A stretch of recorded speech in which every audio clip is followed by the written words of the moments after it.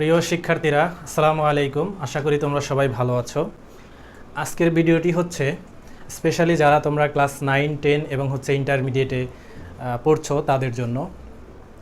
আমরা আজকে শিখব যে খুব সহজে কিভাবে আমরা ত্রিকোণমিতিক কোণের যে মানগুলো আছে এই মানগুলো আমরা খুব সহজে কিভাবে মনে রাখতে পারি। আমরা যখন শুরুতে ক্লাস 9-এ একদম ফার্স্টে আমরা ত্রিকোণমিতির মুখোমুখি হই তখন কিন্তু আমাদের কাছে এটা খুবই একটা ঝামেলার বিষয় হয়ে দাঁড়ায় যে এই 6টা যে নির্দিষ্ট কোণ আছে 0 degree, 30 degree, 45 degree, 60 degree, 90 degree, এই কোণের মানগুলো মনে রাখা আমাদের জন্য একটু কষ্টকর হয়ে যায়। তো আমরা এটা খুব সহজে কিভাবে মনে রাখতে পারি সেইটা সমাধান করার লক্ষ্যে আমরা আজকের ক্লাসটা দেখব।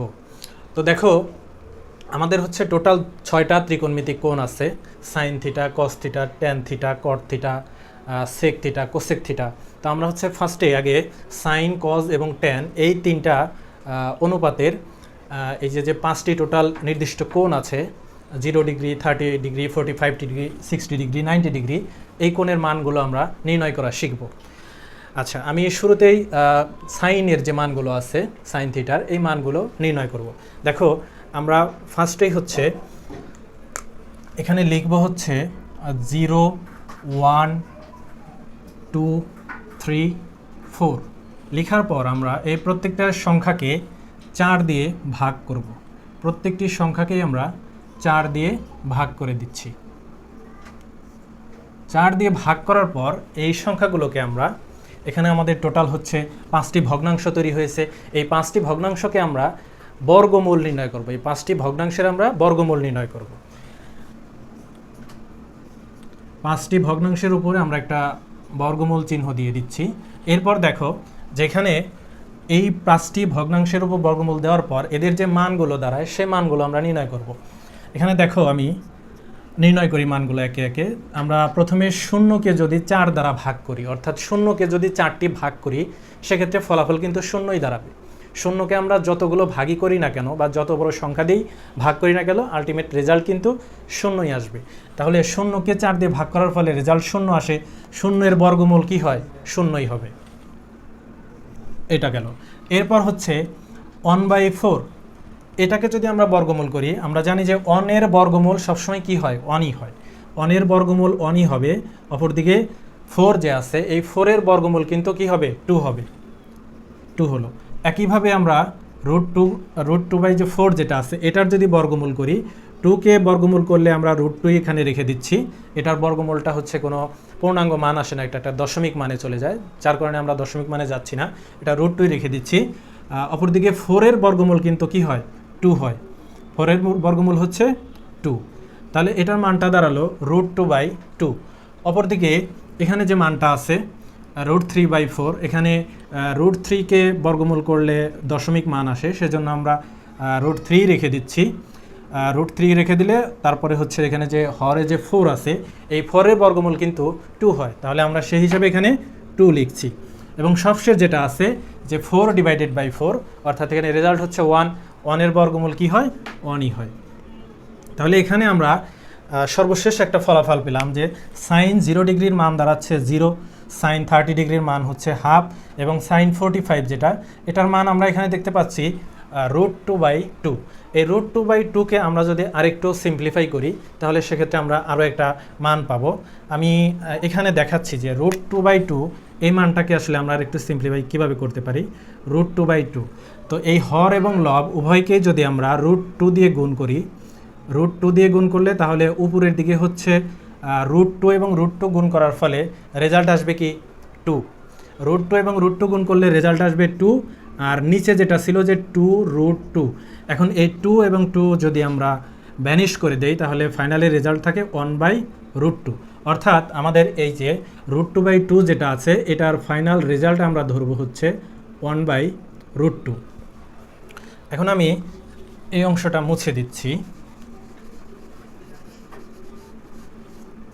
তাহলে ফাইনালি আমরা কিন্তু মুখস্থ না করেও সাইনের যে নির্দিষ্ট 5টি কোণ আমরা লিখেছি এই 5টি কোণের মান আমরা নির্ণয় করতে পারবো।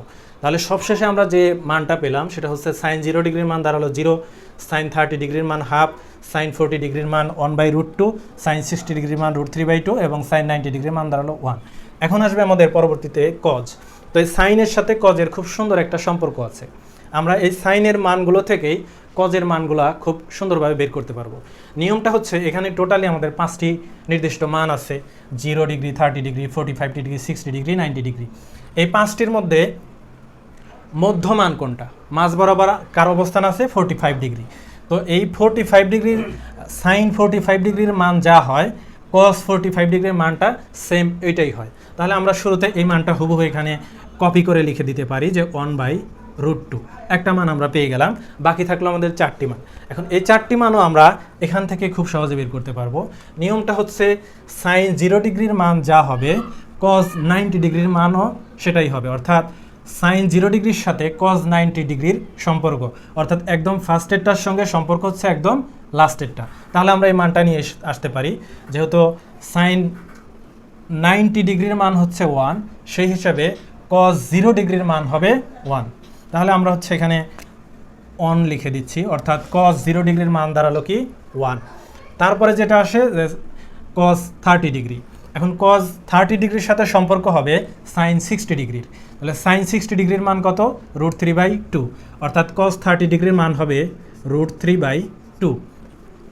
একইভাবে কস 60 ডিগ্রির মান হবে সাইন 30 ডিগ্রির যে মান এক্স্যাক্টলি সেই মানটা, অর্থাৎ এখানে মানটা হবে হাফ। এবং সবশেষ যেটা আছে কস 90 ডিগ্রি, কস 90 ডিগ্রির মানটা হবে সাইন 0 ডিগ্রির যে মানটা ছিল সেটা, অর্থাৎ কস 0 ডিগ্রির 90 ডিগ্রির মান দাঁড়াবে 0।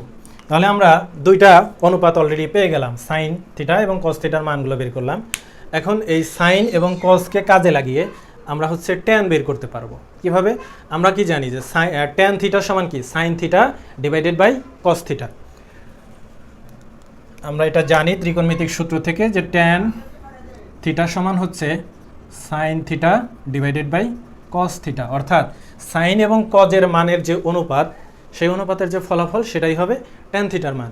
তো সেই হিসেবে আমরা ট্যান থিটার মান কি লিখতে পারি, ট্যান 0 ডিগ্রির মান হবে sine 0 degree by cos 0 degree, that means হচ্ছে 0 ডিভাইডেড বাই 1। তাহলে এটার মানটা কি দাঁড়াবে, 0কে 1 দিয়ে ভাগ করলে রেজাল্ট কিন্তু আলটিমেটলি 0, অর্থাৎ ট্যান 0 ডিগ্রির মান 0। এরপর হচ্ছে ট্যান 30 ডিগ্রি, তাহলে ট্যান 30 ডিগ্রির মান কি হবে, এই যে সাইন 30 ডিগ্রির মান ডিভাইডেড বাই কস 30 ডিগ্রির মান, মানে এখানে হাফ ডিভাইডেড বাই √3/2। তাহলে এটার আলটিমেটলি মান কি হবে, মানটা হবে হচ্ছে হাফ। আমি যদি এটাকে উল্টিয়ে দেই তাহলে 2টা উপরে চলে যাবে, √3টা নিচে থাকবে, এখানে 2 কাটলে ফাইনালি রেজাল্ট থাকবে হচ্ছে 1/√3। তাহলে আমরা ট্যান 30 ডিগ্রির মান পেলাম 1/√3। একইভাবে ট্যান 45 ডিগ্রির মান হবে সাইন 45-এর যে মান এবং কস 45-এর যে মান তার ভাগফলটা আর কি। এখানে আমরা দেখতে পাচ্ছি 1/√2, এখানে 1/√2।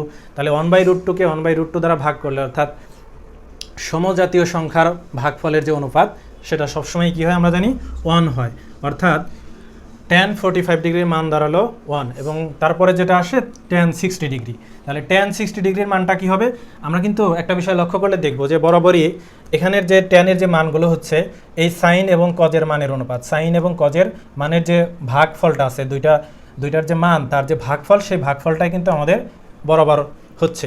তাহলে সেই ধারাবাহিকতা এখানেও এরকমটাই হবে। এখানে তাহলে হবে √3/2 ডিভাইডেড বাই হচ্ছে হাফ। তাহলে এটার মানটা কি দাঁড়ায়, √3/2 ইন্টু 2/1। তাহলে 2 কাটলে এটার মানটা একদমই ফাইনালি দাঁড়ায় হচ্ছে √3। এবং সবশেষ হচ্ছে ট্যান 90 ডিগ্রি। তাহলে ট্যান 90 ডিগ্রির মান কি হবে, sine 90 divided by cos 90। Sine 90 যেহেতু 0 এবং কজ 90 হচ্ছে সাইন 90 0 না, সাইন 90 হচ্ছে 1 এবং কজ 90 হচ্ছে কত, 0। কজ 90-র মানটা হচ্ছে 0। এখন আমরা এতক্ষণ দেখতেছিলাম যে 0 ডিভাইডেড বাই 1 কিন্তু 0 হয়, কিন্তু 1 ডিভাইডেড বাই 0 কিন্তু 1 হবে না, কারণ কোনো সংখ্যাকে আসলে শূন্য ভাগ করা তো সম্ভব না।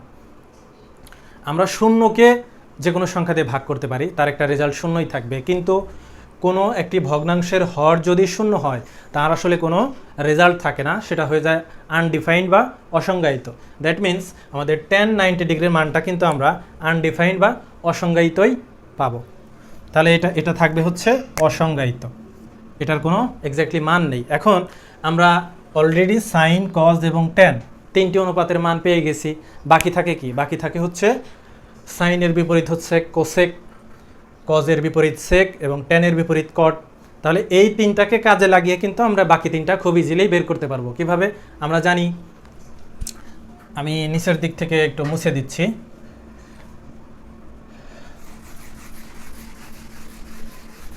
আমরা সাইনকে কাজে লাগিয়ে কোসেক বের করতে পারবো। আমরা জানি যে সাইন থিটা সমান হচ্ছে 1 বাই কোসেক থিটা, বা যদি বিপরীত ক্রমে চিন্তা করি তাহলে হচ্ছে কোসেক থিটা সমান 1 ডিভাইডেড বাই সাইন থিটা। অর্থাৎ আমাদের যদি সাইনের মান জানা থাকে তাহলে আমরা কোসেক থিটার মান খুব ইজিলি বের করতে পারবো।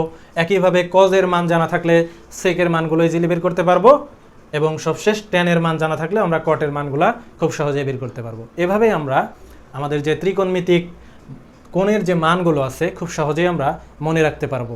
পরীক্ষার সময়ে বা কোনো সময়ে আমরা যদি এই মানগুলো ভুলে যাই, আমরা সাধারণত এটা মুখস্থ করে রাখার চেষ্টা করি, অনেক সময় এটা আমাদের প্যাচ লেগে যায়, সঠিকভাবে মনে থাকে না। তো আমরা চাইলে এভাবে খুব ইজিলি মানগুলো আমরা বের করে নিতে পারবো। ঠিক আছে, তাহলে আজকে এ পর্যন্তই। পরবর্তীতে অন্য কোনো বিষয় নিয়ে দেখা হবে ইনশাল্লাহ। সে পর্যন্ত সবাই ভালো থাকবেন।